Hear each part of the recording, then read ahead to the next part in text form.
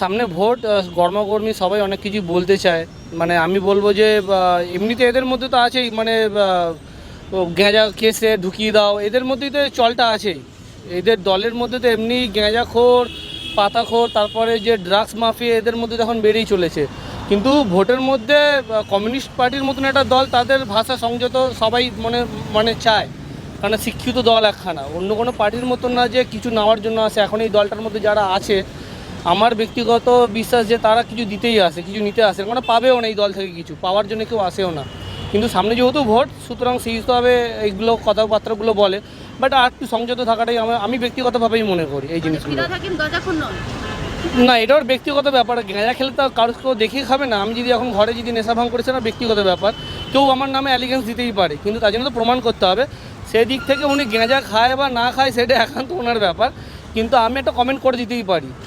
এটা হচ্ছে মেন ব্যাপার।